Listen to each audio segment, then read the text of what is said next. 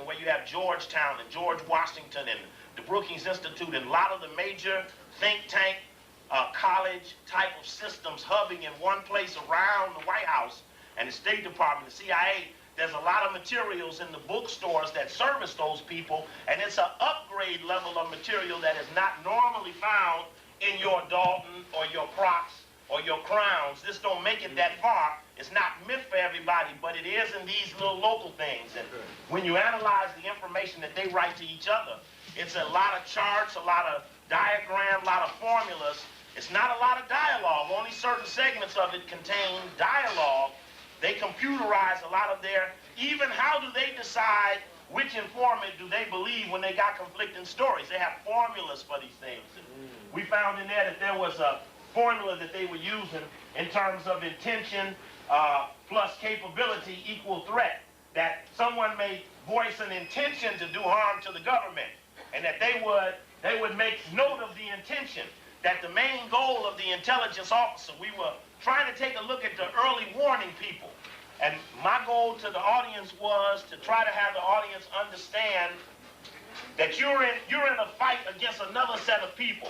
Now let's look into the other set of people and see just what positions they have and how they work. So as we're working against them, we better understand what formulas they're using so we know better how to beat them. And in this dialogue that we found out that an intelligence warning officer's primary immediate goal is to gather the intention. What is the intention? The intention. And then the intention is measured by, we use these flashes to indicate indicators. That if you look into an article, I talk about articles in the paper, now that I looked at different words that they're using like intentions and indicators, I look in articles on the CIA and I find the word indication. Say, what intentions? I see these words.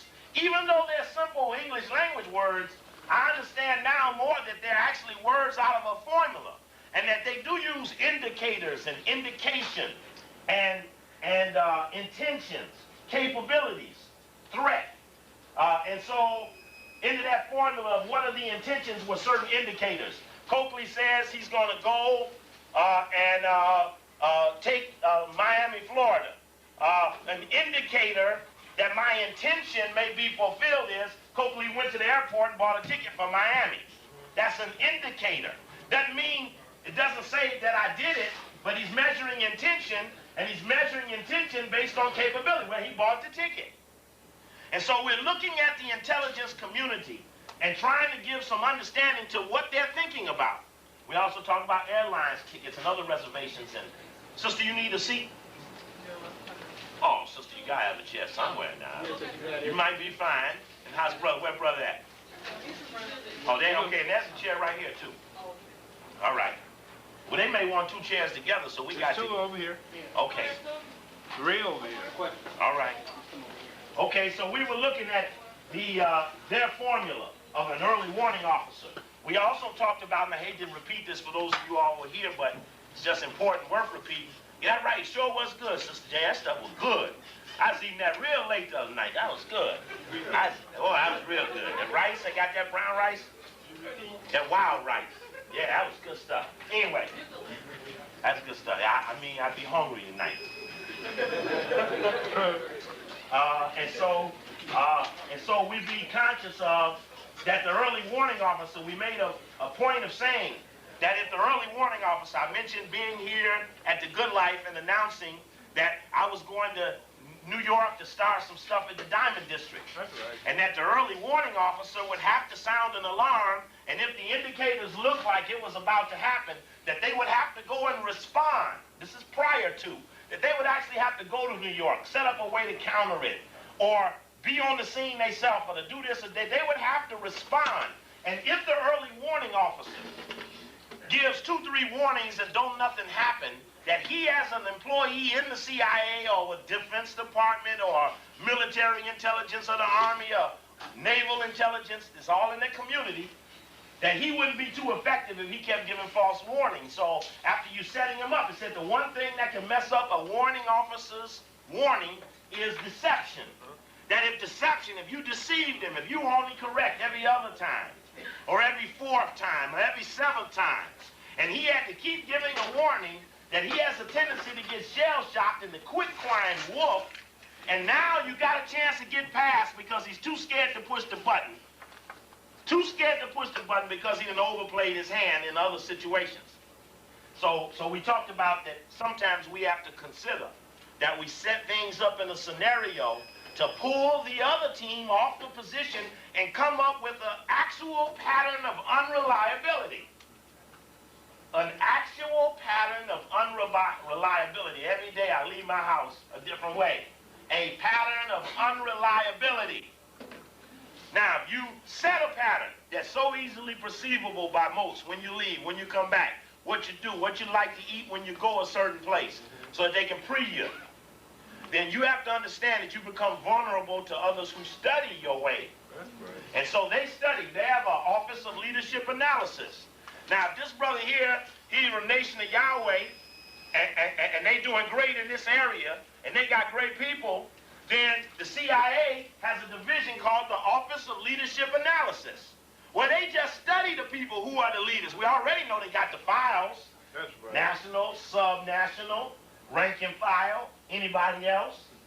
Now we got another office that just studies the leaders, the ones that are, the ones that are emerging, and the ones they want. All go into one big pile, and they play probability scales off these piles. And we be conscious of that. They don't move a person. If they want to move somebody at the top, they don't move that person unless they got that second or third person in place. You don't knock somebody out to let anybody come in. That's how we noticed in the Harold Washington thing. Killing Harold Washington was one team. Orchestrating the succession to him was a whole nother team. And one team made it and the other team didn't, and they wish they had kept him alive a little longer and give Team B a better chance to pull it off. But they didn't know Team B couldn't have. Jesse Jackson had Team B. They didn't know that he couldn't pull it off. There wasn't enough credibility in his history to compel the black people to pull it off with him. So Team A did kill him. They had to be first. But Team B fucked up, and they wish they had Harold alive again so they could have tried it all over because they blew. You don't take one out unless you're putting one in. And we be up and into that. So we looked at the watch officer, and when we come back on Saturday, we'll be here Saturday, we want to talk more about the intelligence community and take you deeper up into these better viewpoints we have. One area that the CIA is expanding in the future on is in human intelligence. That technologically they cannot rationalize the use of an additional satellite, a computer dish, or whatever because the enemy is not as prevalent.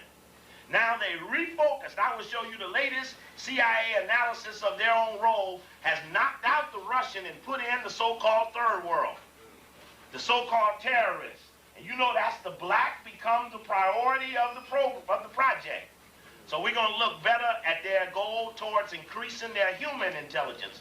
Their program called HUMINT, H-U-M-I-N-T, is the acronym. We're going to talk about that because our goal would be to neutralize their ability to expand their ranks in our midst. And we can neutralize them by understanding a formula. They're locked into a formula. And remember, as times get tough, the white man only gonna have his people hang with him so far. As times get tough, they only gonna hang with him so far. Sister, we have a sister here who need a place to sit and a young man who's with her. Yes, brother, do you want to add something? One out, one in. Gates out, Williams in. And I think that'll be solidified by giving the mayor the authority to control Williams and replace the mayor. Because Gates is no longer under the civil service commission. Right, now that position is under, right. So now that the black man would have control of the black man, you just get rid of the top black man, make him a white man. And then you can see him percolating that right now, right? And I don't know, brother, in politics it's hard to win at that game. I think power, direct action delivers a lot better than politics. If you just look at this Republican convention thing, I watched Reagan last night, called Thomas Jefferson out. Yeah. And then, you know, that's their thing. It's that detachment from reality. There's a group of white people that they can excite You see, here Pat Buchanan give a speech about some hypothetical soldiers taking over of a senior citizen home. And the day the people at the senior citizen home said Pat Buchanan lying, the soldiers didn't even show up. The senior citizens got on the roof and protected their damn self. And Pat Buchanan just made up a story. His ending story was about saving the guard who stood up for the senior citizens in L.A. But it didn't even happen. It was a phony story.